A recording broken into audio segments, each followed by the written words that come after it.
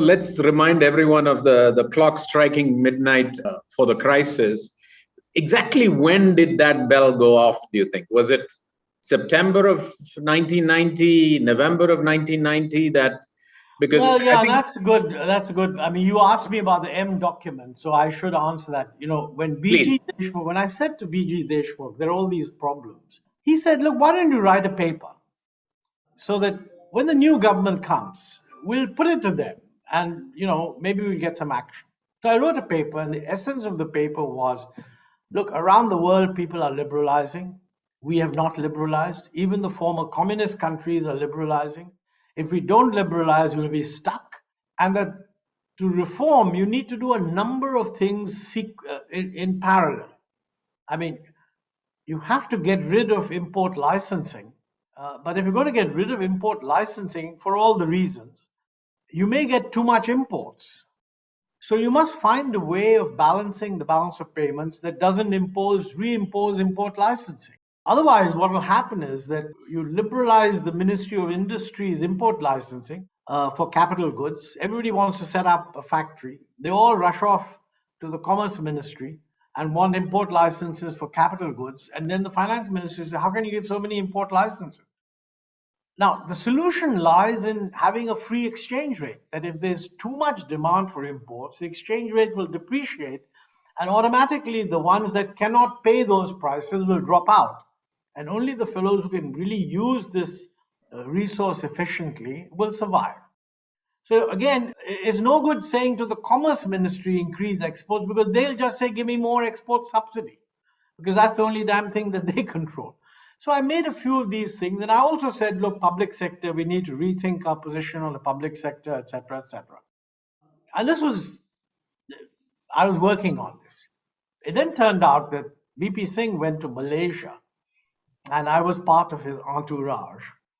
And sometimes when you're on these things, you catch the attention of the prime minister in an informal moment. And he said to me, I'm really impressed with what Kuala Lumpur has done to itself, because I'd come here as Deputy Minister of Commerce in 1973. Now, this is in 1990, and he had come in 1973. And it was a very provincial town. And I said, sir, I completely agree with you, because I used to come to Kuala Lumpur for the World Bank in 72 and 73. And I remember. So he said, how have these fellows done it? I said, because they're doing reforms and we don't want to do reform. So he said to me, all right, you write me a paper. So I dug out what I was working on, quickly produced the paper, sent it to him. He never publicly, I mean, he was fighting political battles, and he could have easily just killed the idea. But instead, what he did was he sent it to the cabinet secretary. This was an unsigned paper, but it came from the PM's office. And he said, have this discussed with the committee of secretaries. So we had two meetings of the committee of secretaries. And it was very interesting, because to my pleasant surprise, many of the civil servants supported the ideas. One of them was Amarnath Verma, who was Secretary Industry. Finance Ministry was not that supportive, but Madhu Dandavate was then the finance minister, and he was very control-oriented kind of person. So we didn't get that much support there, but others did. The Planning Commission was totally negative, because they said, look, we are preparing a draft of the next plan, so how come the Prime Minister's office is putting these radical ideas out, which should really come from us? A lot of discussion, the paper leaked, and I think it was Ashok Desai who said that some people say this has been written by Montek Ahluwalia. He's not confirming it, so let's just call it the M document. That's how it became the M document. But the interesting thing was that a year later, just before the government changed, Dr. Manmohan Singh gave a lecture in Bangalore at the IIM. Once again, Bangalore, take a bow.